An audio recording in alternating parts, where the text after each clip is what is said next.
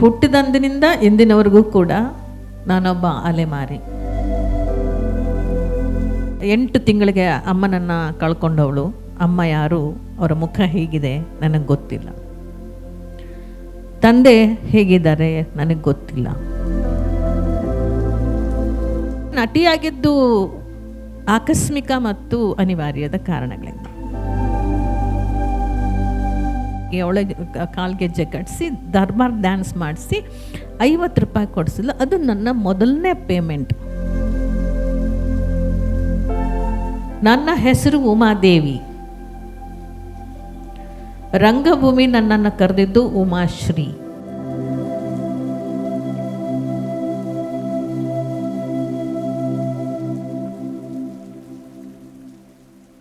ಅನುಭವಿಗಳು, ರಂಗಭೂಮಿಯ ಅನೇಕ ತಂಡಗಳಲ್ಲಿ ಇರ್ತಕ್ಕಂಥ ನಟರುಗಳು, ನೇಪಥ್ಯದಲ್ಲಿ ಕೆಲಸ ಮಾಡ್ತಕ್ಕಂಥವರು, ನಿರ್ದೇಶಕರು, ಬೇರೆ ಬೇರೆ ಸ್ಥಳದಲ್ಲಿ ಕೆಲಸ ಮಾಡೋಂಥವ್ರು, ಕಲಾವಿದರು, ಹಾಗೆ ಸಂಘಟಕರು, ಬಹಳಷ್ಟು ಜನ ಬಂದಿದ್ದೀರಿ.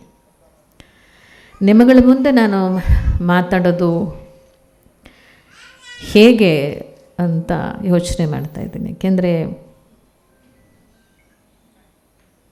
ನಿಮ್ಮಗಳ ಮುಂದೆನೇ ಬೆಳೆದಂಥವಳು, ನಿಮಗೆ ಗೊತ್ತಿಲ್ಲದೆ ಇರೋಂಥ ವಿಚಾರಗಳು ಏನೂ ಇಲ್ಲ ಅಂತ ನಾನಾದರೂ ಭಾವಿಸ್ತೇನೆ. ಬದುಕು ಯಾವತ್ತೂ ಏನನ್ನೂ ಮುಚ್ಚಿಟ್ಟಿಲ್ಲ. ತೆರೆದ ಪುಸ್ತಕದ ಹಾಗೆ ಎಲ್ಲವನ್ನೂ ಹೇಳ್ತಾ ಬಂದಿದ್ದೇನೆ. ರಂಗಭೂಮಿ ಮತ್ತು ಚಲನಚಿತ್ರ, ರಾಜಕೀಯ ಕ್ಷೇತ್ರ ಹೀಗೆಲ್ಲ ನನ್ನ ಪಯಣ ಇದ್ದರೂ ಕೂಡ ನನಗೆ ಒಂದೊಂದು ಸಲ ಅನಿಸೋದೇನು ಅಂದರೆ, ನಾನು ಯಾರು, ಹೇಗಾಯಿತು ಇದೆಲ್ಲ, ನಾನು ಪ್ರೇರಕ, ನಾನು ಮಾದರಿ, ಸಶಕ್ತವನ್ನು ಹೊಂದಿರತಕ್ಕಂಥ ಮಹಿಳೆ, ಹೀಗೆಲ್ಲ ಹೇಳಬೇಕಾದ್ರೆ ನನಗೆ ಪದೇ ಪದೇ ಯೋಚನೆ ಆಗೋದು, ನನಗೆ ನಾನೇ ಒಂದು ವಿಸ್ಮಯ. ಅದು ಹೇಗೆ ಅಂತ ನಿಮಗೆ ಕೇಳಿದರೆ, ಏನೂ ಅಲ್ಲದಿದ್ದವರು ಏನೆಲ್ಲ ಆಗಿ ಹೋದರೆ ಅದು ಒಂದು ಆಶ್ಚರ್ಯಕರ ಸಂಗತಿಯೇ ಹೌದು. ಹಾಗೆ ನನ್ನ ಜೀವನವೂ ಕೂಡ. ನಾನೇ ಏನೆಲ್ಲ ಮಾಡಿದೆ ಅದು ಹಾಗಲ್ಲ, ನಾನೇನೂ ಮಾಡಿಲ್ಲ. ನಾವೇನಾದ್ರು ಹೆಚ್ಚಿಗೆ ಹೇಳಿದರೆ ಅದೆಲ್ಲ ಆಧ್ಯಾತ್ಮದ ಒಂದು ವಿಚಾರಗಳನ್ನು ಹೇಳ್ತಾ ಇದ್ದಾರೆ ಅನ್ಕೋಬೋದು. ಇವತ್ತು ನಾನೇನಾದರೂ ಆಗಿದ್ದರೆ ಅದು ನಾನಲ್ಲದ ನಾನು. ಈಗ ಆಗಿರೋದೆಲ್ಲವೂ ಕೂಡ ನಾನಲ್ಲ. ಯಾಕೆಂದರೆ ನನ್ನ ಹೆಸರು ಉಮಾದೇವಿ. ರಂಗಭೂಮಿ ನನ್ನನ್ನು ಕರೆದಿದ್ದು ಉಮಾಶ್ರೀ. ಉಮಾದೇವಿ ಆಗಿದ್ದಾಗ ಒಂದು ಹೊಸ ಹೊಳಲು ಬದುಕಿಗೆ ಸಿಕ್ಕಿದ್ದು. ಅದಕ್ಕೆ ಮುಂಚೆನೂ ಕೂಡ 79ರಲ್ಲಿ ಬಣ್ಣ ಹಚ್ಚಿದ್ದು ನಾನು, 78ರಲ್ಲಿ.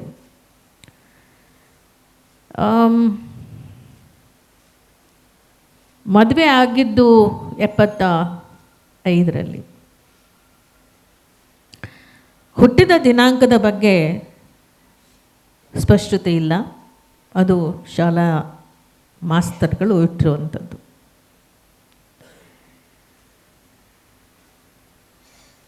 ಮತ್ತು ಹುಟ್ಟಿದಂದಿನಿಂದ ಇಂದಿನವರೆಗೂ ಕೂಡ ನನ್ನ ಮಗ ಹೇಳೋ ಹಾಗೆ ನಾನೊಬ್ಬ ಅಲೆಮಾರಿ. ಒಂದೇ ಕಡೆ ನಿಂತವಳಲ್ಲ, ಇವತ್ತಿಗೂ ಕೂಡ ನಿರಂತರವಾಗಿ ಪ್ರಯಾಣವನ್ನು ಮಾಡಿದವಳು. ಬದುಕಿನ ಪ್ರಯಾಣ ಒಂದು ಕಡೆ ಆದರೆ, ವೃತ್ತಿ ಪ್ರಯಾಣಗಳು, ರಾಜಕಾರಣದ ಪ್ರಯಾಣಗಳು, ಹೀಗೆ ಮನೆ ಕಂಡದ್ದು ಬಹಳ ಕಡಿಮೆ. ಈಗಲೂ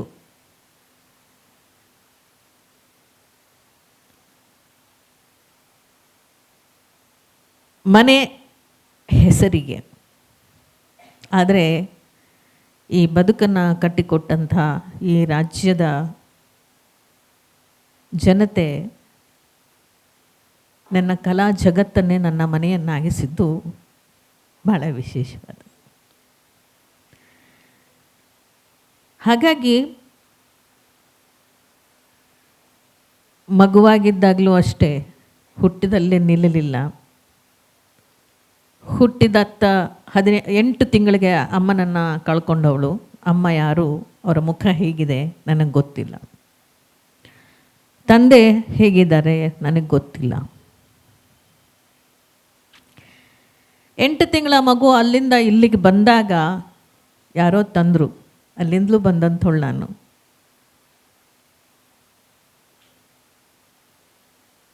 ಹಾಗಾಗಿ ಉಮಾದೇವಿಯನ್ನು ಒಂದು ಹೆಸರಂತೂ ಇಟ್ಟರು, ಉಮಾದೇವಿ. ತದನಂತರದಲ್ಲಿ ಉಮಾಶ್ರೀ. ಉಮಾದೇವಿ ತುಂಬ ಒಳ್ಳೆ ಪುಟ್ಟ ಮಗು, ಪುಟ್ಟ ಹುಡುಗಿ. ಬದುಕು ಅಂದರೆ ಮುಂದೆ ಏನೆಲ್ಲ ಆಗುತ್ತೆ ಅನ್ನೋ ಕನಸುಗಳೇನೋ ಅವಳಿಗಿರಲಿಲ್ಲ. ಭಾಳ ತುಂಟಿ. ಎಲ್ಲ ಮಕ್ಕಳು ತಮ್ಮ ವಯಸ್ಸಿನ ತುಂಟತನ ಇರ್ತದೆ. ಆದರೆ ಅದೇ ಥರದ ತುಂಟತನಗಳಲ್ಲೇ ಓದಿನ ಕಡೆ ಹೆಚ್ಚು ಲಕ್ಷ್ಯ ಇಲ್ಲ. ಆದರೆ ಅಮ್ಮನಿಗೆ ತುಂಬ ಇಷ್ಟ ಮಗಳನ್ನು ಡಾಕ್ಟ್ರ್ ಮಾಡಬೇಕು ಅಂತ. ಆದರೆ ಮಗಳು ಡಾಕ್ಟ್ರ್ ಆಗಲಿಲ್ಲ, ಆ್ಯಕ್ಟ್ರ್ ಆದಳು. ಆದರೆ ಅಮ್ಮನಿಗೆ ಆ್ಯಕ್ಟರ್ ಆಗಿದ್ದು ಸೇರಲಿಲ್ಲ. ಪಕ್ಕಾ ಗ್ರಾಮೀಣ ಭಾಗದ ಹೆಣ್ಮಗಳು, ಸೇರಲಿಲ್ಲ. ಅಪ್ಪನಿಗೆ ತುಂಬ ಇಷ್ಟ ನಾಟಕ ಅಂದರೆ. ಯಾಕಂದರೆ ಡಿ ಮುನಿರಂಗಪ್ಪ ಅಂತಕ್ಕಂಥ ಸಂಘಟಕರು ರಂಗಭೂಮಿಯಲ್ಲಿ, ವೃತ್ತಿ ರಂಗಭೂಮಿಯಲ್ಲಿ ಹಿರಣ್ಯ ಅವ್ರ ಜೊತೆಯಲ್ಲಿದ್ದರು. ನಮ್ಮ ಚಿಕ್ಕಪ್ಪ ಅವರ ಕಂಪ್ನಿಯಲ್ಲಿ ಬಿಡಿ ಅಂಗಡಿ ಇಟ್ಕೊಂಡಿದ್ರು ಅಪ್ಪ. ಸೊ ಹಾಗಾಗಿ ನಾಟಕದ ಗೇಳು ಅಪ್ಪನಿಗೆ ಒಂದಷ್ಟು ಇತ್ತು. ಸಿನಿಮಾಗಳನ್ನು ನೋಡೋ ಚಟನೂ ಅಪ್ಪನಿಗಿತ್ತು. ಅಪ್ಪ ಆ ಅಂಗಡಿಗೆ ಬೇಕಾದ ವಸ್ತುಗಳನ್ನು ತರಬೇಕಾದ್ರೆ ಮಾರುಕಟ್ಟೆಗೆ ಹೋಗ್ತಿದ್ರು. ಮಾರುಕಟ್ಟೆಯಿಂದ ಬರಬೇಕಾದ್ರೆ ತಲೆ ಮೇಲೆ ಬುಟ್ಟಿಯನ್ನು ಹೊತ್ಕೊಂಡು ಮುಂದೆ ಮುಂದೆ ಮುಂದೆ ಮುಂದೆ ಆಳು ಹೋಗ್ತಿದ್ರೆ ಬಾಳೆಹಣ್ಣು, ಇನ್ನೊಂದು ಮತ್ತೊಂದು ಗೊನೆಗಳು, ಚಕ್ಲಿ, ಕೋಡುಬಳೆ, ನಿಪ್ಪಟ್ಟು, ಬೀಡಿ, ಸಿಗರೇಟು, ಈ ಥರದ್ದು ಒಂದು ಸಣ್ಣ ಅಂಗಡಿ. ಅದನ್ನೆಲ್ಲ ಹೊತ್ಕೊಂಡು ಆತ ಹೋಗ್ತಿದ್ರೆ ಅವನ ಹಿಂದೆ ಅಪ್ಪ ನಾನು ಹೋಗ್ತಿದ್ವಿ.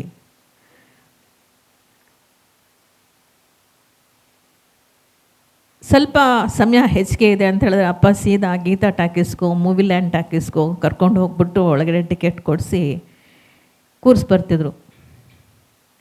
ಅವಾಗೆಲ್ಲ ಆ ಥಿಯೇಟ್ರ್ಗಳಲ್ಲಿ ಬರ್ತಾಯಿದ್ದು ಹೆಚ್ಚು ತೆಲುಗು ಸಿನಿಮಾಗಳು. ಅರ್ಥ ಆಗ್ತಿತ್ತೋ ಅರ್ಥ ಆಗ್ತಿರ್ಲಿಲ್ಲೋ, ಒಟ್ಟಿನಲ್ಲಿ ಪುಟ್ಟ ಹುಡುಗಿ, ಬಹುಶಃ ನನ್ನ 6ನೇ ಕ್ಲಾಸ್ 5ನೇ ಕ್ಲಾಸ್ ಇರ್ಬಹುದೇನೋ, ಸಿನಿಮಾ ನೋಡ್ತಿದ್ದೆ, ಬರ್ತಿದ್ದೆ, ನಾಟಕ ನೋಡ್ತಿದ್ದೆ, ಬರ್ತಿದ್ದೆ.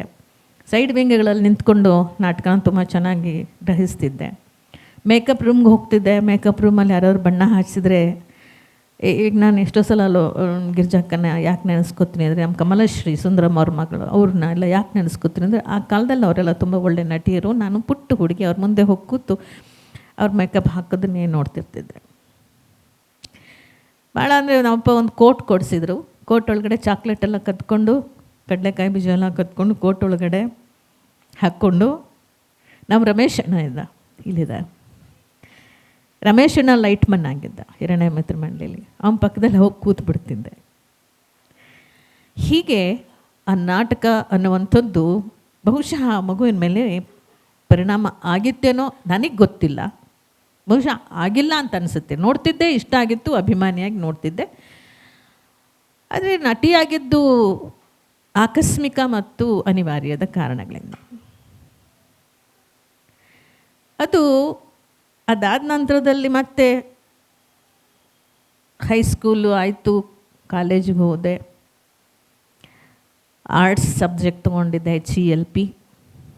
ಅಮ್ಮ ನನ್ನ ಮಗಳನ್ನ ಚೆನ್ನಾಗಿ ಓದಿಸಿ MBBS ಡಾಕ್ಟ್ರಿಗೆ ಮದುವೆ ಮಾಡಿಕೊಡ್ತೀನಿ ಅಂತ ಕನಸು ಕಂಡಿದ್ಲು. ನಾನು ಹೇಳ್ತಿದ್ದೆ, ಅಮ್ಮ ನಾನು ಖಂಡಿತವಾಗ್ಲೂ ಡಾಕ್ಟ್ರ್ ಆಗೇ ಆಗ್ತೀನಿ. ಈಗ ನಗು ಬರುತ್ತೆ. ತೊಗೊಂಡಿದ್ದು HCLP, ಅಮ್ಮನಿಗೆ ಹೇಳ್ತಿದ್ದದ್ದು ನಾನು ಡಾಕ್ಟ್ರ್ ಆಗ್ತೀನಿ. ಸೊ ಹಾಗೆ ಕಾಲೇಜ್ಗೆ ಏನಕ್ಕೆ ಹೋಗ್ತಿದ್ದೀನಿ, ಕಾಲೇಜಲ್ಲಿ ನಾನು ಮುಂದೆ ತುಂಬ ಓದಿ ಡಿಗ್ರಿ ತೊಗೊಂಡು ಏನೋ ಆಗಬೇಕು, ಏನೂ ಇಲ್ಲ ತಲೆಯಲ್ಲಿ. ತಲೆ ಸೀಳಿದ್ರೆ 3 ಅಕ್ಷರ ಇಲ್ಲ. 10ನೇ ಕ್ಲಾಸ್ ಪಾಸಾಗಿದ್ದು ಕೂಡ 33%. ಗಣಿತ ಅಂತೂ ತುಂಬ ಹಿಂದೆ. ಸೈನ್ಸು ಗಣಿತ ಯಾವುದೂ ತಲೆಗೆ ಹೋಗ್ತಿರ್ಲಿಲ್ಲ. ಪಾಸಾಗಿದ್ದೇ ವಿಶೇಷ. ಹಾಗೆ PUC ಫಸ್ಟ್ ಇಯರ್ ಮುಗೀತು, ಸೆಕೆಂಡ್ ಇಯರ್ ಮುಗೀತು. ಅಷ್ಟರಲ್ಲಿ ಹುಡುಗನ ಪರಿಚಯ ಆಯಿತು. ಸ್ನೇಹಿತೆ ಅವಳು ಪರಿಚಯ ಮಾಡಿಕೊಟ್ಲು.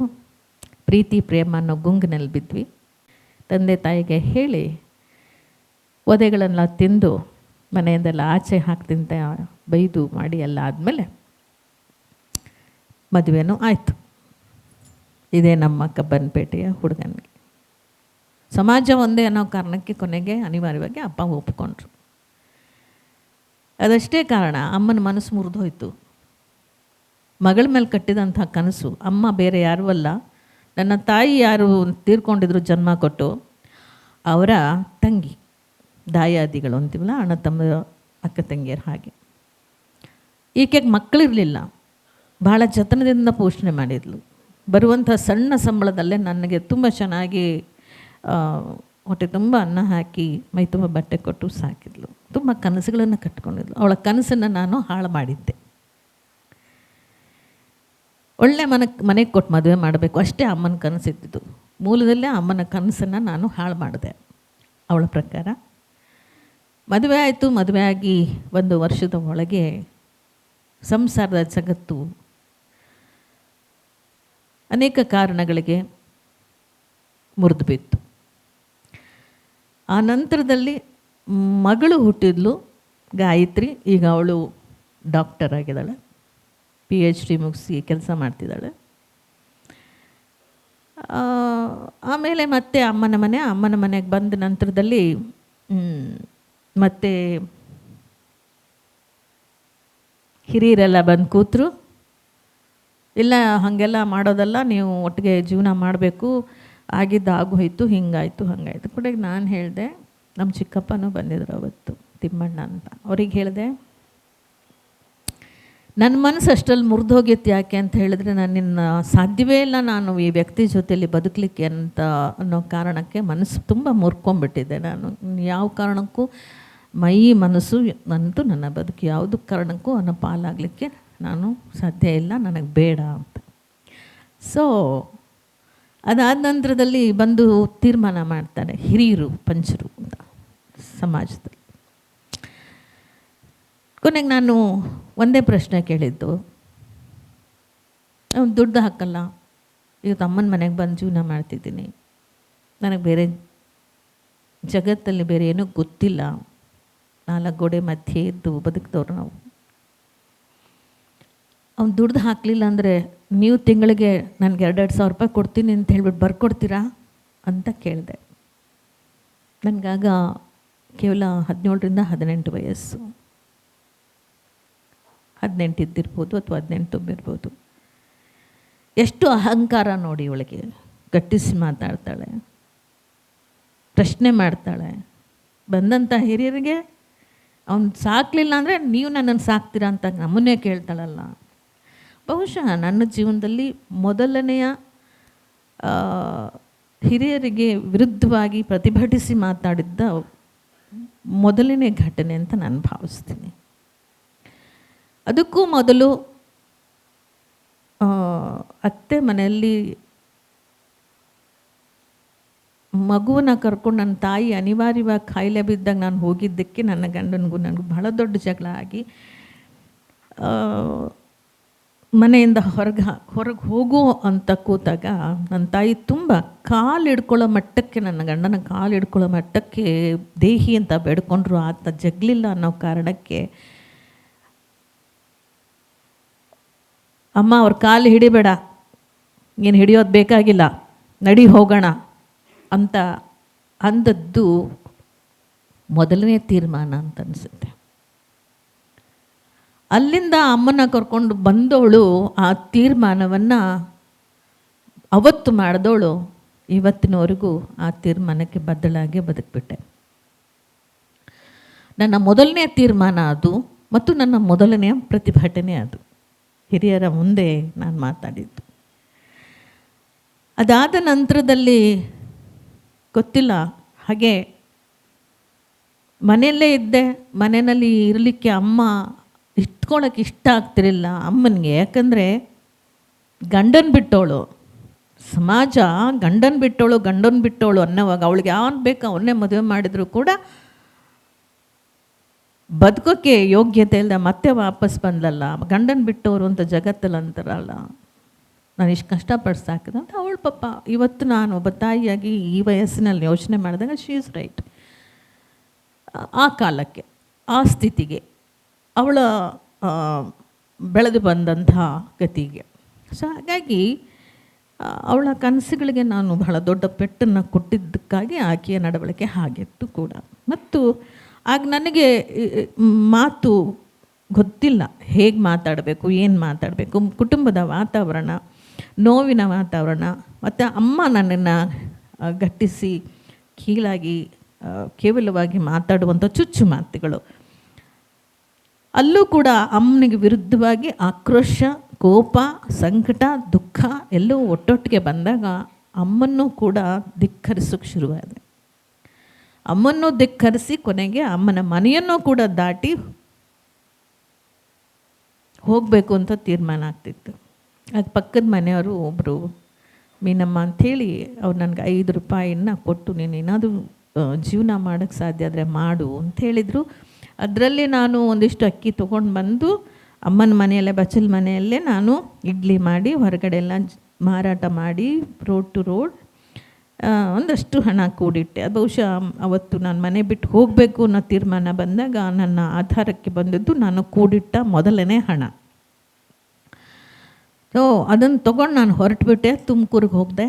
ತುಮಕೂರಲ್ಲಿ ನಾಟಕ ಕಂಪ್ನಿ ಇತ್ತು ನಮ್ಮ ಚಿಕ್ಕಪ್ಪ ಅವ್ರದ್ದು. ಅಷ್ಟರಲ್ಲಿ ನಮ್ಮ ಚಿಕ್ಕಪ್ಪನಿಗೆ ಗಂಡನ ಬಿಟ್ಟಿದ್ದು ಮತ್ತೊಂದು ಕತೆ ಗೊತ್ತಾಗಿತ್ತು, ಮುನ್ರಂಗಪ್ಪ ಅವ್ರ ಕಂಪ್ನಿ. ಅಲ್ಲಿಗೆ ಹೋದಾಗ ನನ್ನ ತಾಯಿಯ ತಂಗಿಯ ಮಗಳು, ಅಕ್ಕನ ಮಗಳು ಇನ್ನೊಬ್ಳಿದ್ಲು, ಅವಳು ಅಲ್ಲಿ ವೆಂಕಟೇಶ ಅಂತ ಹೇಳಿ ಅವಳು ಅಲ್ಲಿ ಪರದೆ ಎಳೆಯಾಕಿದ್ರು. ಅಲ್ಲಿ ಹೋಗಿ ಸೇರಿಕೊಂಡಾಗ ಅಲ್ಲಿ ನಾನಿದ್ದೀನಿ ಅಂತ ಗೊತ್ತಾಗಿ ನಮ್ಮ ಚಿಕ್ಕಪ್ಪ ಅಲ್ಲಿ ಅವಾಗ ಅವಕಾಶ ಮಾಡಿಕೊಡೋಕ್ಕೆ ಇಷ್ಟಪಡಲಿಲ್ಲ. ಸೊ ಅಲ್ಲಿಂದ ಹೊರಗಡೆ ಬಂದಾಗ ನೀನಿಲ್ಲಿದ್ದರೆ ನಮಗೂ ಕೆಲಸದಿಂದ ತೆಗ್ದಾಕ್ಬಿಡ್ತಾರೆ ಉಮಾ ಅಂದರು. ಅಲ್ಲಿ ನನಗೆ ಸಂಪೂರ್ಣವಾಗಿ ಎಲ್ಲಿ ಏನು ಮಾಡ್ತಿದ್ದೀನಿ, ಎಲ್ಲಿ ಹೋಗ್ತಿದ್ದೀನಿ ಏನೂ ಗೊತ್ತಿಲ್ಲ.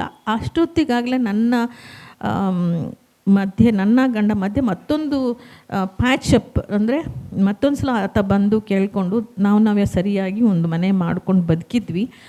ಆಗ ಹೊಟ್ಟೆಗೆ ಬಿದ್ದವನೇ 2ನೇ ಮಗು, ನನ್ನ ಮಗ. ಸೊ ಅದಾದ ನಂತರ ಮತ್ತೆ ತಾಯಿ ಮನೆ, ಇಡ್ಲಿ ಮಾರಾಟ ಅದೆಲ್ಲ ಆಗಿತ್ತು. ಮಧ್ಯದಲ್ಲಿ ಇದೊಂದು ಘಟನೆ ನಡೆದಿತ್ತು. ಸೊ ಆ ಗರ್ಭಿಣಿ ಹೆಂಗಸು ಎಲ್ಲಿ ಹೋಗಬೇಕು ಅಂತ ಗೊತ್ತಿಲ್ಲದೆ, ಏನು ಯಾರನ್ನು ಕೇಳಿ ತಿನ್ನಬೇಕು ಅನ್ನೋದು ಗೊತ್ತಿಲ್ಲದೆ, ಹಸುವಿನ ಮಧ್ಯೆ ಮಗು ಒಂದು ಸಂಕಟಕ್ಕೆ ಹೊಟ್ಟೆನಲ್ಲಿದ್ದಂಥ ಸಂದರ್ಭಗಳಲ್ಲಿ ಹೇಗೆಲ್ಲ ಏನೆಲ್ಲ ಮಾಡಿದೆ ಆಯಿತು. ಕೊನೆಗೆ ಇನ್ನು ನಾನು ಬದುಕಬಾರ್ದು, ಮುಗಿಸ್ಕೋಬೇಕು, ನನ್ನ ಜೀವನ ಮುಗಿಸ್ಕೋಬೇಕು ಅಂತ. ಆಗ ಮೂರ್ತಿ ಅಣ್ಣ ನನ್ನ ನೆರವಿಗೆ ಬಂದರು. ಅವರು ಕಂಪ್ನಿಯಲ್ಲಿ ವೃತ್ತಿ ರಂಗಭೂಮಿ ಅಂದರೆ ಮೆಚೂರ್ ಥಿಯೇಟ್ರ್ಗಳಿಗೆ ಬಟ್ಟೆಗಳು, ಪೌರಾಣಿಕ ನಾಟಕದ ಡ್ರೆಸ್ಗಳು, ಸೀನರಿಗಳೆಲ್ಲ ಕಳಿಸ್ಕೊಡ್ತಿದ್ರು. ಅವರೆಲ್ಲ ನಾನು ಕೂತಿದ್ದು ನೋಡಿ ಬಂದ್ಬಿಟ್ಟು, ಯಾಕಮ್ಮ ಇಲ್ಲಿ ಕೂತಿದ್ದೆ ಅಂದರು. ಇಲ್ಲ ಅಣ್ಣ ಹಿಂಗೆ ಅಂತಂದರೆ, ಸಾಯಂಕಾಲ ಇಷ್ಟು ಇಳಿ ಹೊತ್ತಲ್ಲಿ. ಆಮೇಲೆ ನಾನು ಸಾಯಬೇಕು ಅಂತಿದ್ದೀನಿ, ನನಗಿನ್ಯಾರೂ ಗತಿ ಇಲ್ಲ ಅಂತ ಕಷ್ಟ ಹೇಳ್ಕೊಂಡಾಗ ಅವ್ರು ನನ್ನ ಬೇಡ ನೀನು ಸ್ವಲ್ಪ ಸಮಾಧಾನವಾಗಿರು, ಬಾ ನನ್ನ ಜೊತೆಲಿ ಅಂತ ಅಲ್ಲಿಂದ ಎಬ್ಬಿಸ್ಕೊಂಡು ಹೋದರು. ಬಹುಶಃ ಅಲ್ಲೇ ಬಿಟ್ಟಿದ್ರೆ ಇಷ್ಟೊತ್ತಿಗೆ ಉಮಾಶ್ರೀ ಇರ್ತಿರ್ಲಿಲ್ವೇನೋ. ಆಗ ಆ ಕ್ಷಣದಲ್ಲಿ ನನ್ನ ಬದುಕು ಬದಲಾಯಿತು. ಅವರು ಮಧುಗಿರಿನಲ್ಲಿ ಒಂದು ನಾಟಕ ಮಾಡಿಸೋಕ್ಕೆ ಸೀನ್ರಿ ತೊಗೊಂಡು ಹೋಗಿದ್ರು. ಆ ಮಧುಗಿರಿನಲ್ಲಿ ನಾಟಕ ಮಾಡ್ತಾ ಇರ್ಬೇಕಾದ್ರೆ ನಾನು ಒಂದು ಸೈಡಲ್ಲಿ ಕೂತ್ಕೊಂಡು ನೋಡ್ತಿದ್ದೆ ನಾಟಕ. ಎಲ್ಲ ನಾಟಕ ಮುಗಿದ ಮೇಲೆ ನೆಕ್ಸ್ಟ್ ಡೇ ರಾತ್ರಿಯೆಲ್ಲ ಭಯ ಇತ್ತು ನನಗೆ. ಯಾರೂ ಗೊತ್ತಿಲ್ಲ, ಏನೂ ಗೊತ್ತಿಲ್ಲ. ಅವ್ರು ಯಾರು ಕರೆದ್ರು ಅವ್ರ ಹಿಂದೆ ಹೋಗಿಬಿಟ್ಟಿದ್ದೀನಿ, ಮುಂದೆ ಏನಾಗುತ್ತೆ ಗೊತ್ತಿಲ್ಲ. ರಾತ್ರಿ ನನಗೆ ಯಾರು ಏನು ಮಾಡಿದ್ರು ಕೂಡ ನನಗೇನು ಅದನ್ನು ಎದುರಿಸೋ ಶಕ್ತಿ ಇಲ್ಲ. ತುಂಬ ಮುಗ್ಧ ಮಗು ಅದು, 18-19 ವರ್ಷದ ಮಗು. ಸೊ ಹಾಗಾಗಿ ರಾತ್ರಿ ಹೇಗೋ ಕಳೆದೆ, ಭಯದಲ್ಲೇ ಕಳೆದೆ. ನೆಕ್ಸ್ಟ್ ಡೇ ಮತ್ತೆ ಅವರು ಸೀನ್ರಿಲ್ಲ ಕಟ್ಟಿ ಪ್ಯಾಕ್ ಮಾಡ್ಕೊಂಡು ಹೋಗಬೇಕಾದ್ರೆ ಪುರವರದಿಂದ ಒಂದಷ್ಟು ಜನ ಬಂದು ನಮಗೆ ಪಾರ್ಟಿಗೆ ಒಂದು ಹುಡುಗಿನ ಬುಕ್ ಮಾಡಿಕೊಡಿ ಮೂರ್ತಿ ಅಣ್ಣ, ತುಮಕೂರಿಗೆ ಬರ್ತೀವಿ ನಾವು ಅಂತ ಕೇಳ್ಕೊಂಡು ಬಂದಿದ್ರು. ಆಗ ನನ್ನನ್ನು ತೋರಿಸ್ಬಿಟ್ಟು ಈ ಹುಡುಗಿನ ಕರ್ಕೊಂಡೋಗಿ ಪಾರ್ಟ್ ಮಾಡಿಸ್ತೀರೇನ್ರಯ್ಯ ಅಂತಂದರು. ಪುಣ್ಯಾತ್ಮ ಆತ ಇಲ್ಲ ಈಗ. ಅಯ್ಯ, ಈ ಹುಡುಗಿನ ಕರ್ಕೊಂಡು ನಾನು ಪಾರ್ಟ್ಗೆ ಆರ್ಟಿಸ್ಟ್ ಕೇಳಿದ್ರೆ ಹುಡುಗಿನ ಕರ್ಕೊಂಡು ಹೋಗ್ರಿ ಅಂತಿದ್ರಲ್ಲ ಅಂತ. ಎಲ್ಲ ಹೊಸ ಕಲಾವಿದ ತಯಾರಾಗ್ಬೋದು ಬಿಡಿ, ಎಲ್ಲ ತಯಾರಾಗಿದ್ದವ್ರೆ ಏನಕ್ಕೆ ಬೇಕು, ಇವ್ನ ಕರ್ಕೊಂಡೋಗಿ ನೀವು ತಯಾರು ಮಾಡಿರಿ, ನಾನು ನಾಟಕ ದಿವಸ ಬರ್ತೀನಿ ಅಂತ ಹೇಳಿ ಕಳಿಸ್ಕೊಟ್ರು. ಅಲ್ಲಿಂದ ಪುರವರದಿಂದ ಆಚೆ ಯಾರು ಕರೀತಾರೆ ಅವ್ರ ಹಿಂದೆ ಹೋಗ್ತಾ ಇದ್ದೀನಿ, ಗೊತ್ತಿಲ್ಲ. ಅವ್ರ ಹಿಂದೆ ಅಣ್ಣ ಹೇಳಿದ್ರು, ಮರ್ತಿದ್ರಿ, ಕೃಷ್ಣ ಏನೋ ಒಂದು ಪೌರಾಣಿಕ ನಾಟಕ, ಟೈಟ್ಲ್ ಮಾಡ್ತಿದ್ದೆ ನಾನು. ಅದರಲ್ಲೇ ನಾನು ರುಕ್ಮಿಣಿ ಪಾತ್ರ ಮಾಡಿದ್ದೆ. ಅದು ನನ್ನ ಮೊದಲನೆಯ ನಾಟಕ. ಸೊ ಅಲ್ಲಿ ಪೌರಾಣಿಕ ನಾಟಕ ಮಾಡಿದೆ. ಅಲ್ಲಿ ಕೆಲವು ಘಟನೆಗಳು ನಡೀತು. ಅಲ್ಲಿ ಪಾತ್ರ ಮಾಡಿದವ್ರ ಜೊತೆ ನನ್ನ ಸಂಘರ್ಷ, ಮೊದಲನೇ ಸಂಘರ್ಷ. ಒಂದು ಹುಡುಗ ನನ್ನ ಬಗ್ಗೆ ಕೆಟ್ಟದಾಗಿ ಬಿಹೇವ್ ಮಾಡುವಂತಹ ಸಂದರ್ಭ ಬಂದಾಗ ನನ್ನನ್ನು ರಕ್ಷಣೆ ಮಾಡಿಕೊಳ್ಳೋಕ್ಕೆ ಪ್ರತಿಭಟಿಸಿದಂತಹ, ಸಂಘರ್ಷಕ್ಕೆ ಇಳಿದಂತಹ ಮೊದಲನೇ ಘಟನೆ ಬದುಕಿನಲ್ಲಾದಂಥದ್ದು. ಆ ನಂತರದಲ್ಲಿ ಪುರವರದಲ್ಲಿ ಚೇರ್ಮನ್ ಇದ್ದರು ನಂಜಪ್ಪಣ ಅಂತ, ಅವರು ನಾಟಕಕ್ಕೆ ಬಂದಿದ್ದರು. ಅವರು ಅಲ್ಲಿ ಹಿರಿಯರೆಲ್ಲ ಅವ್ನು ತುಂಬ ಕೆಟ್ಟವನಪ್ಪ, ಹುಡುಗಿನ ಏನಾದರೂ ಮಾಡಿಬಿಡ್ತಾನೆ, ಚೇರ್ಮನ್ರಿ ಹೆಂಗೆ ಹುಡುಗಿನ ಕಳಿಸೋದು, ಏನು ಮಾಡೋದು ಈ ಹುಡುಗಿನ, ಬಸ್ರಿ ಇವಳು ಅಂತ.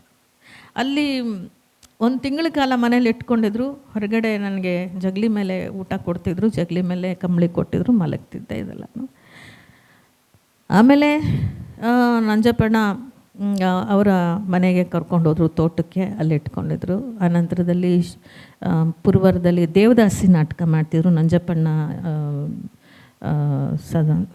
ಅದರಲ್ಲಿ ಮುಖ್ಯ ಪಾತ್ರ ಮಾಡ್ತಿದ್ರು.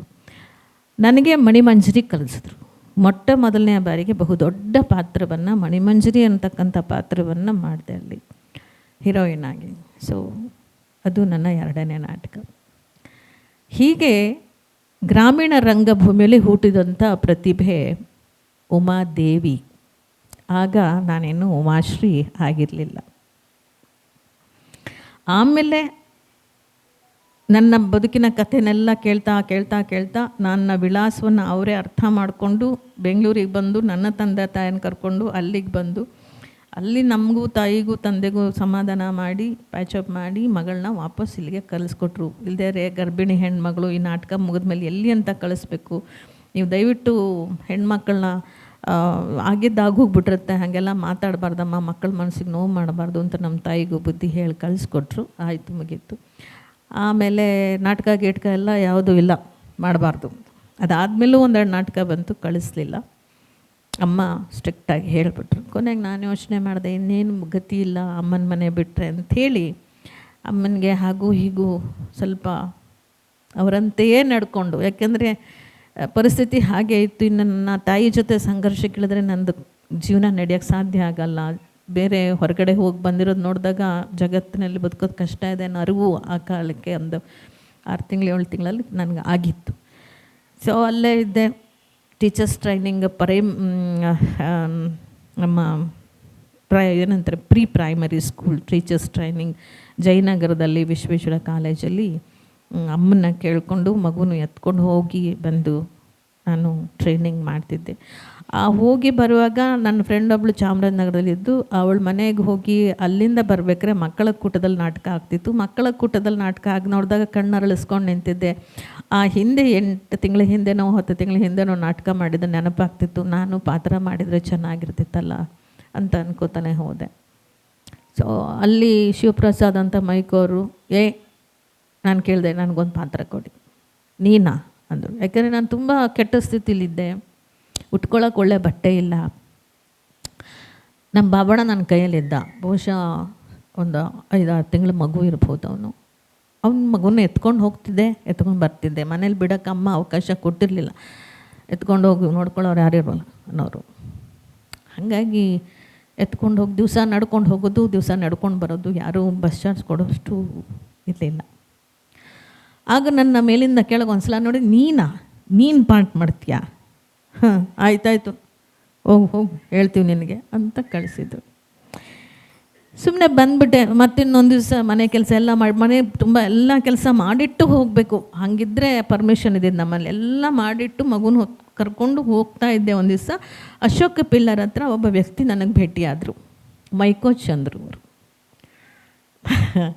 ಮೈಕೋ ಚಂದ್ರು ಅವರು ಭೇಟಿಯಾಗಿ, ಅಮ್ಮ ನೀನು ನಾಟಕ ಮಾಡಬೇಕು, ಪಾತ್ರ ಕೊಡಿ ಅಂತ ಕೇಳ್ಕೊಂಡು ಬಂದಿದ್ದೆ, ನಮ್ಮದೊಂದು ತಂಡ ಇದೆ, ಬರ್ತೀಯಮ್ಮ ಅಂದರು. ಹಾಂ ಅಣ್ಣ ಬರ್ತೀನಿ ನಾನು. ಅವರ ಮೂಲಕವಾಗಿ ನಾನು ರಂಗ ಸಂಪದ ಪ್ರವೇಶ ಮಾಡಿದೆ, ಹವ್ಯಾಸಿ ರಂಗಭೂಮಿಗೆ. ಅದಕ್ಕೆ ಮುಂಚೆ ರಂಗ ಸಂಪದಕ್ಕೂ ಬರೋಕ್ಕೆ ಮುಂಚೆ ನನ್ನ ಫ್ರೆಂಡ್ ಒಬ್ಬಳು ಪುಷ್ಪ ಅಂತಿದ್ಲು. ಅವಳು ಬೆಂಗಳೂರಿನ ಸುತ್ತಮುತ್ತ ಪೌರಾಣಿಕ ನಾಟಕದಲ್ಲಿ ಪಾರ್ಟ್ ಮಾಡ್ತಿದ್ದೆ. ಅವಳೊಂದು ದಿವಸ ಭೇಟಿಯಾದಾಗ ನನ್ನ ಕಷ್ಟ ಎಲ್ಲ ಹೇಳ್ಕೊಂಡಿದ್ದೆ, ಹಿಂಗಾಗಿದೆ, ನಾನೊಂದೆರಡು ನಾಟಕ ಮಾಡಿದ್ದೀನಿ ಕಣಮ್ಮ, ನನಗೇನಾದರೂ ಇದ್ದರೆ ಅವಕಾಶ ಮಾಡಿಸ್ಕೊಡು ಅಂತ. ಆಯಿತು ಬಾ ಅಂದ್ಬಿಟ್ಟು ಅವಳು ಒಂದು ದಿವಸ ಕರ್ಕೊಂಡು ಹೋಗಿ ನೆಲಗದರ್ನಹಳ್ಳಿ ಹತ್ತಿರ ವಿಡಿಯೋ ಫ್ಯಾಕ್ಟ್ರಿ ಇದೆ, ಅಲ್ಲೊಂದು ಸ್ಲಮ್ ಇತ್ತು. ಅಲ್ಲಿ ಫಸ್ಟು ಬೆಂಗಳೂರಲ್ಲಿ ಒಂದು ದರ್ಬಾರ್ ಡ್ಯಾನ್ಸ್ ಮಾಡಿಸಿದ್ಲು. ಅವಳೇ ಡ್ರೆಸ್ ಹಾಕಿ, ಅವಳೇ ಕಾಲ್ಗೆಜ್ಜೆ ಕಟ್ಟಿಸಿ ದರ್ಬಾರ್ ಡ್ಯಾನ್ಸ್ ಮಾಡಿಸಿ 50 ರೂಪಾಯಿ ಕೊಡಿಸಿದ್ಲು. ಅದು ನನ್ನ ಮೊದಲನೇ payment, very first payment. So ಇದು ಮಿಕ್ಕಿದ್ದೆಲ್ಲ ಬರೀ ರಂಗಭೂಮಿದು ಅಷ್ಟೇ ಹೇಳ್ತಂದ್ರೆ. ಅದಕ್ಕೆ ಮುಂಚೆ ನಾನು ಶ್ರೀರಾಮ್ಪುರದಲ್ಲಿ ದೇವಿ ಥಿಯೇಟ್ರ್ ಅಂತ ದೊಡ್ಡ ಒಂದು ಗೋಡನ್ನಲ್ಲಿ ಕೂಲಿ ಕೆಲಸದೊಳಗೆ ಕೆಲಸ ಮಾಡ್ತಿದ್ದೆ. ಮತ್ತು ಕೋಡ್ಬಳೆ ಹೊಸಿಯೋದು, ಬುಟ್ಟಿ ಹಾಕೋದು, ಈ ಥರದ್ದೆಲ್ಲ ಇನ್ನೇನೇನೇನೋ ಚಿಲ್ಲರೆ ಕೆಲಸಗಳು ಮಾಡಿ ದುಡ್ಡು ಸಂಪಾದನೆ ಮಾಡೋಕ್ಕೆ ಪ್ರಯತ್ನ ಪಟ್ಟಿದ್ದೆ ನಾನು. 50 ರೂಪಾಯಿ ಆದಮೇಲೆ ಸಣ್ಣದಾಗಿ ಅಲ್ಲೊಂದು ಇಲ್ಲೊಂದು ನಾಟಕಗಳಿಗೆ ಕರ್ಕೊಂಡು ಹೋಗ್ತಿದ್ಲು ಅಮೇಚೂರ್ ಥಿಯೇಟ್ರಿಗೆ. ಆಮೇಲೆ ಮೈಕೋ ಚಂದ್ರವ್ರು ಭೇಟಿಯಾದರು, ರಂಗಸಂಪದ ಪ್ರವೇಶ ಆಯಿತು. ರಂಗಸಂಪದ ಪ್ರವೇಶ ಆದಮೇಲೆ ರಂಗಸಂಪದಲ್ಲಿ ಸುಮಾರು 80ರವರೆಗೂ ಕೂಡ ನಾನು 79ಗೆ ಬಂದೆ. ನಾನು ರಂಗಸಂಪದಗೆ 79ಗೆ ಬಂದು ಬಿಹೈಂಡ್ ದ ಸ್ಕ್ರೀನ್ ಸಂಗ್ಯಾಬಾಳ್ಯ ನಾಟಕ, ಸಂಗ್ಯಾಬಾಳ್ಯ ಚೋಮನದುಡಿ ಫಸ್ಟು ಸಂಗ್ಯಾಬಾಳ್ಯದಲ್ಲಿ ಹಿನ್ನೆಲೆ ಗಾಯಕಿಯಾಗಿರ್ತಿದ್ದೆ. ಮರ್ಸಿ ವಿಟೇಕರು, ನಾಗಾಭರಣ ಅವರೆಲ್ಲ ಇರ್ತಿದ್ರು. ತುಂಬ ಭಯಸ್ಥೆ, ಭಾಳ ಮುಜುಗರ ಮತ್ತು ಸಂಕೋಚ ಸ್ವಭಾವದ ಹೆಣ್ಮಗಳು ಆಗ. ಆ ನಂತರ ರಂಗಸಂಪದ ಸೇರಿದೆ. ರಂಗಸಂಪದದಲ್ಲಿ ಹಾಗೆ ನನ್ನ ಗೆಳೆಯರೆಲ್ಲರೂ ಇವತ್ತೇನೇನಿದ್ದಾರೆ ನನ್ನ ಹಿತೈಷಿಗಳೇ. ನನ್ನ ಇಡೀ ರಂಗಸಂಪದ ಕುಟುಂಬ, ನನ್ನ ರಂಗಭೂಮಿಯ ಅನೇಕ ಗೆಳೆಯರು ನನಗೆ ಹಿತೈಷಿಗಳಾಗೇ ಇರತಕ್ಕಂಥದ್ದು ಇವತ್ತಿಗೂ, ಈ ಘಳಿಗೆಗೂ ಕೂಡ. ಅವತ್ತಿನಿಂದ ರಂಗಸಂಪದಲ್ಲಿ ಹವ್ಯಾಸಿ ರಂಗಭೂಮಿಯ ಕಲಾವಿದೆಯಾಗಿ ಎಮರ್ಜ್ ಆದ. ಅಲ್ಲಿ ನನಗೆ ದುಡ್ಡಿಲ್ಲ, ಅಲ್ಲಿ ಯಾರೂ ಹವ್ಯಾಸಿ ರಂಗಭೂಮಿಲಿ ಯಾರೂ ದುಡ್ಡು ಕೊಡ್ತಿರ್ಲಿಲ್ಲ. ನಾಟಕಗಳನ್ನ ಮಾಡ್ತಿದ್ದೆ. ಚೋಮನ ದುಡಿನಲ್ಲಿ ಒಂದು ಸಣ್ಣ ಪಾತ್ರ ಮಾಡಿದೆ. ಹಾಗೆ ನಾನು ಗುಲಾಮನ ಸ್ವಾತಂತ್ರ್ಯ ಯಾತ್ರೆ ಮತ್ತು ಬೇರೆ ಬೇರೆ ನಾಟಕಗಳು, ಸಂದರ್ಭ, ಸಾಕ್ಷಿಕಲ್ಲು, ಹೀಗೆ ಅನೇಕ ನಾಟಕಗಳನ್ನು ಮಾಡಿದೆ. ಒಡಲಾಳ ಅಂತ ನಾಟಕಕ್ಕೆ ಫಸ್ಟು ಕ್ಯಾಸ್ಟಿಂಗ್ ನಾನಿರಲಿಲ್ಲ, ಬೇರೆ ಹೆಣ್ಮಗಳಿದ್ದು. ಆ ನಂತರ ಆಕೆ ಬಿಟ್ಟ ನಂತರ ನನಗೆ ಅದು ಸೆಕೆಂಡ್ ಆಪ್ಷನ್ ನಾನು ಬಂದೆ. ಅಲ್ಲಿ ಬಂದಮೇಲೆ ಒಡಲಾಳ ನಾಟಕವನ್ನು ಸುಮಾರು ಒಂದು 12 ದಿವಸ ಏನೋ ನಾನು ರಿಹರ್ಸಲ್ ಮಾಡಿ, ದಿವಸ ಬಂದು ರಿಹರ್ಸಲಲ್ಲಿ ಕೂತ್ಕೋತಿದ್ದೆ. ಹಾಗಾಗಿ ಆ ರಿಹರ್ಸಲ್ ಮಾಡ್ತಾ ಅಷ್ಟರಲ್ಲಿ ನಾನು ಹಳ್ಳಿ ನಾಟಕಕ್ಕೂ ಹೋಗೋಕ್ಕೆ ಶುರುವಾಗಿದ್ದೆ. ಹಳ್ಳಿ ನಾಟಕಕ್ಕೂ ಹೋಗೋದು, ಮತ್ತು ಕೈಗಾರಿಕಾ ರಂಗಭೂಮಿಲಿ ಪಾತ್ರಗಳನ್ನು ಮಾಡೋದು, ಮತ್ತು ಹವ್ಯಾಸಿ ರಂಗಭೂಮಿಲಿ ಪಾತ್ರ. I become A very busy actress ಆ ಟೈಮಲ್ಲಿ. ಒಂದು ಸ್ಪ್ಯಾನ್ ಆಫ್ 79ಇಂದ 82 ಒಳಗಡೆ ಒಂದು 3 ಇಯರ್ಸಲ್ಲಿ ಬ್ಯಾಂಗ್ಳೂರಲ್ಲಿ ಸಿಕ್ಕಾಪಟ್ಟೆ ಬ್ಯುಸಿಯೆಸ್ಟ್ ಆ್ಯಕ್ಟ್ರಾಗಿ ನಾನು ಒಡಮೂಡಿದ್ದೆ. ತುಂಬ ಒಳ್ಳೆಯ ಸಂಬಳನೂ ತೊಗೋತಿದ್ದೆ ಆವಾಗ. ಸೊ ಹಾಗಾಗಿ ಬಹುಶಃ ನನ್ನ ಕೊನೆಯ ನಾಟಕ ಬೆಂಗಳೂರಲ್ಲಿ ನಾನು ನಿಲ್ಲಿಸಿದ್ದು 84 ಹೊತ್ತಿಗೆನೋ ನಾಟಕಗಳನ್ನು ಬೆಂಗಳೂರಲ್ಲಿ ಮಾಡೋದು ನಿಲ್ಲಿಸಿದೆ. ಆಗಲೇ ನಾನು 1,000 ರೂಪಾಯಿವರೆಗೂ ತೊಗೊಳ್ಳೋವರೆಗೂ ಹೋಗಿದ್ದೆ ನಾನು. ಸೊ ಹಾಗಾಗಿ ನನ್ನ ಹವ್ಯಾಸಿ ರಂಗಭೂಮಿಲಿ ಒಡಲಾಳ ನಾಟಕ ಒಂದು ಮೈಲಿಗಲ್ಲು. ಒಡಲಾಳ ನಾಟಕ ನಮ್ಮ CG ಅವರು ನನ್ನ ಒಂದು ಅಭಿನಯವನ್ನು ಹೇಳಿಕೊಟ್ಟು ಮಾಡಿ ನನ್ನನ್ನು ರಂಗ ಮೇಲೆ ತಂದರು. ನಾನು ಅಂದ್ಕೊಂಡೇ ಇಲ್ಲ ಇದೆಲ್ಲ ನನ್ನ ಜೀವನದಲ್ಲಿ ಆಗತ್ತೆ ಅಂತ. ನನ್ನ ಹಾದಿಯಲ್ಲಿ ಬಂದದ್ದನ್ನೆಲ್ಲ ಅಪ್ಕೊಳ್ತಾ ಹೋದೆ. ಬಟ್ ಏನಂದರೆ ತುಂಬ ಶ್ರಮ ವಹಿಸ್ತಿದ್ದೆ. ನನಗೆ ಕೊಟ್ಟಿಗೆ ಯಾವುದೇ ಇವತ್ತಿಗೂ ಅಷ್ಟೇ, ನಾನು ಏನೇ ಕೆಲಸ ಒಪ್ಪಿಸಿದ್ರು ಕೂಡ ಅದನ್ನು ನಿಷ್ಠೆಯಿಂದ, ಶ್ರದ್ಧೆಯಿಂದ, ಪ್ರಾಮಾಣಿಕವಾಗಿ ಅದಕ್ಕೆ ನ್ಯಾಯವನ್ನು ಸಲ್ಲಿಸುವಂಥ ಕೆಲಸವನ್ನು ಮೊದಲಿಂದಲೂ ಮಾಡ್ತಾ ಬಂದದ್ದೇ ಇದಕ್ಕೆ ಕಾರಣ ಆಯಿತು ಅಂತ ಅನಿಸುತ್ತೆ. ಬೆಳವಣಿಗೆಗೆ ಅವಕಾಶಗಳು ಕೂಡ ಹಾಗೆ ಒಲ್ದು ಬಂದದ್ದನ್ನೆಲ್ಲನೂ ಸಣ್ಣದಿರಲಿ ದೊಡ್ಡದಿರಲಿ ಪಾತ್ರಗಳನ್ನು ಮಾಡ್ತಲೇ ಹೋದೆ. ಇದ್ಯಾಕೆ ಅದ್ಯಾಕೆ ಅನ್ನೋ ಪ್ರಶ್ನೆಗಳೇನೂ ಇರಲಿಲ್ಲ ನನಗೆ. ಆಮೇಲೆ ಹವ್ಯಾಸಿ ರಂಗಭೂಮಿಯ ತಂಡಗಳಲ್ಲೂ ಕೂಡ ಕೆಲಸ ಮಾಡಿದ್ದೇನೆ ನಾನು, ಬೇರೆ ಬೇರೆ ತಂಡಗಳಲ್ಲೂ ಕೂಡ ಮೆಚೂರ್ ನಟಿಯಾಗಿ. ಆ ನಂತರ ಬಂದಿದ್ದೆ ನಮ್ಮ ಅನುಭವ ಅವಕಾಶ. ಅದಕ್ಕೆ ಮುಂಚೆ ನಾಗಾಭರಣನ ಫಸ್ಟು ಸಿನಿಮಾ ಬಂದು ಪಟ್ಟಣಕ್ಕೆ ಬಂದ ಪತ್ನಿಯರು, ಪ್ರಮಲಾ ಜೋಶಿ ಅವರ ಸ್ನೇಹಿತೆಯಾಗಿದೆ ನಾನು. ಅವ್ರ ಮನೆ ಹತ್ರನೇ ಸ್ಕೂಲ್ ಇದ್ದಿದ್ದು. ಟೀಚರಾಗಿ ನಾನು ಟೀಚರ್ಸ್ ಟ್ರೈನಿಂಗ್ ಮಾಡ್ಕೊಂಡು ಬಂದಮೇಲೆ ಟೀಚರಾಗಿ ಒಂದು 200 ರೂಪಾಯಿ ಸಂಬಳಕ್ಕೆ ಕೆಲಸ ಮಾಡ್ತಿದ್ದೆ. ಅವ್ರ ಮನೆಯಿಂದ ನಾನು ಅವರು ಶೂಟಿಂಗ್ ಹೋದರೆ ಯಾವಾಗಾದ್ರೂ ಕರ್ಕೊಂಡು ಹೋಗ್ತಿದ್ರು ಅವರ ಅಸಿಸ್ಟೆಂಟಾಗಿ. ಅಲ್ಲಿ ಹೋದಾಗ ಒಂದು ದಿವಸ ಅವಕಾಶ ಪಟ್ಟಣಕ್ಕೆ ಬಂದ ಪತ್ನಿಯವರಿನಲ್ಲಿ ಒಂದು ಸಣ್ಣ ಒಂದು ಪಾತ್ರ ಮಾಡೋಕ್ಕೆ, ಅದು 2 dialogue, yes boss no boss 2 dialogue ಇತ್ತು. ಸೊ ಅದನ್ನು ಇವತ್ತಿಗೂ ನನ್ನ ಜೀವನದಲ್ಲಿ ಅಷ್ಟೇ, yes boss no boss. So ಹಾಗಾಗಿ ಅದು ಪಟ್ಟಣಕ್ಕೆ ಬಂದ ಪತ್ನಿಯರಾಯಿತು. ಆಮೇಲೆ ಬಂಗಾರದ ಜಿಂಕೆ ನಾಗಾಭರಣ ಅಷ್ಟರಲ್ಲಿ ಡೈರೆಕ್ಟರ್ ಆಗಿದ್ದರು. ಅವರು ಒಂದು ಸಾಂಗಲ್ಲಿ ಒಂದು ಶಾರ್ಟಲ್ಲಿ ಹಿಂಗೆ ಹೋಗುತ್ತೆ, ಅಲ್ಲಿ ನನ್ನನ್ನು ನಿಲ್ಲಿಸಿದ್ರು. ಅದಾದಮೇಲೆ ಬೇರೆ ಬೇರೆ ಒಂದು 3-4 ಸಿನಿಮಾ ಮಾಡಿದೆ. ಅದಾದಮೇಲೆ ಬಿಟ್ಟುಬಿಟ್ಟೆ, ಇದು ನಮಗಲ್ಲ, ಇದು ಸಿನಿಮಾಗಿನ್ಮೇಲೆ ಗೆಟ್ಟಲ್ಲ ನಮಗೆ ಅಂದ್ಬಿಟ್ಟು ನಾನು ಆ ಕಡೆ ಹೋಗಲಿಲ್ಲ. ಆಮೇಲೆ ಕಾಶಿನಾಥ್ ಅವರು ನಮ್ಮ ಬಿ ವಿ ಕಾರಂತರ ನಾಟಕಗಳು ಉತ್ಸವ ಆಯಿತು ಇಲ್ಲಿ. ಅದು ಯಾವುದ್ಯಾವುದು ಋಷ್ಯಶೃಂಗ, ತದ್ರೂಪಿ, ಇದರಲ್ಲೆಲ್ಲ ಋಷ್ಯಶೃಂಗದಲ್ಲೂ ಕೂಡ ಪಾತ್ರ ಮಾಡಿದೆ, ತದ್ರೂಪಿನಲ್ಲೂ ಪಾತ್ರ ಮಾಡಿದೆ. ಆಮೇಲೆ ಆ ನಾಟಕದಲ್ಲಿ ಪಾತ್ರ ಮಾಡಿದ್ದು ನೋಡಿದ್ರು. ವಿಶೇಷವಾಗಿ ಸಂಸಾರದಲ್ಲಿ ಸರಿಗಮ ವಿಜಿ, ನಮ್ಮ ವಿಜಿ, ಸರಿಗಮ ವಿಜಿ, ಅವ್ರ ನಾಟಕದಲ್ಲಿ ಪಾತ್ರ ಮಾಡೋಕ್ಕೆ ಶುರುವಾದೆ. ಕಾಮಿಡಿ ರೋಲ್ ಸಿಕ್ಕಾಪಟ್ಟೆ ಅದು ಸಕ್ಸಸ್ ಆಗ್ತಾ ಹೋಯಿತು. ಆ ನಾಟಕದಲ್ಲಿನೇ ಉಮಾಶ್ರೀಗೆ ಹೆಸರು ಬದಲಾವಣೆ ಮಾಡಿದ್ದು ಯಾರಪ್ಪ ಅಂದರೆ ಸರಿಗಮ ವಿಜಿ. ಅಲ್ಲಿವರೆಗೂ ನಾನು ಉಮಾದೇವಿನೇ ಆಗಿದ್ದೆ ಹೊರತು ಉಮಾಶ್ರೀ ಆಗಿರಲಿಲ್ಲ. ಸರಿಗಮ ವಿಜಿ ನಾಟಕದಲ್ಲಿ ಅವ್ನು ನನಗೆ ಉಮಾಶ್ರೀ ಅಂತ ಇಟ್ಕೊಂಡು, ನೀನು ಉಮಾದೇವಿ ಬೇಡ ನಿನಗೆ ಅಂತ ಅಂದ್ಬಿಟ್ಟು ಚೇಂಜ್ ಮಾಡಿದ್ಮೇಲೆ ಉಮಾಶ್ರೀ ಆದೆ. ಸೊ ಉಮಾಶ್ರೀ ಆದ ನಂತರದಲ್ಲಿ ಸಿನಿಮಾ ಮತ್ತೊಂದು ಮಾಡ್ಕೊಂಡು ಬಂದೆ. ಅಲ್ಲಿಂದ ಆಚೆಗೆ ಉಮಾಶ್ರೀ ಆಗಿ ಬಂದೆ. ಅದರಿಂದ ನಾನು ಇವತ್ತಿಗೂ ನಿಮ್ಮೆಲ್ಲರ ಕಲಾವಿದೆ ಉಮಾಶ್ರೀ ಆದರೂ ನಾನಲ್ಲದ ನಾನು ಅಂತ ಅದಕ್ಕೆ ಹೇಳಿದ್ದು.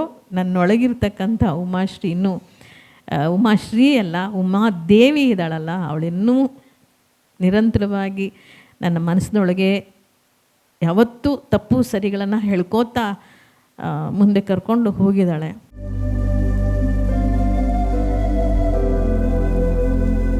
ನನಗೆ ದುಡ್ಡು ಒಂದೇ ಬೇಕಾಗಿತ್ತು. ಅಲ್ಟಿಮೇಟ್ಲಿ ನಾನು ತುಂಬ ದೊಡ್ಡ ನಟಿ, ತುಂಬ ಒಳ್ಳೆ ನಟಿ ಅಂತ ಅನಿಸ್ಕೋಬೇಕು ಅಂತ ನಂಗೆ ಅನಿಸಿರ್ಲಿಲ್ಲ. ನನಗೆ ದುಡ್ಡು ಬೇಕು.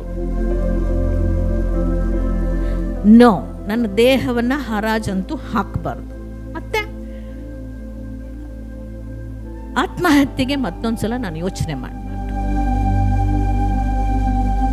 ಅಮ್ಮ ನೀನು ಕುಡ್ದು ಕುಡ್ದು ಸತ್ತೋಗ್ಬಿಡ್ತೀಯ ಅಂತಲ್ಲ ಅಮ್ಮ, ಅಜ್ಜಿ ಹೇಳ್ತಾರೆ. ಅಮ್ಮ ಅಮ್ಮ ನೀನು ಸತ್ತೋಗ್ಬಿಡ್ತೀಯ ಅಮ್ಮ, ನನಗೆ ಅಪ್ಪನೂ ಇಲ್ಲ ಅಮ್ಮನೂ ಇಲ್ಲ ಅಮ್ಮ.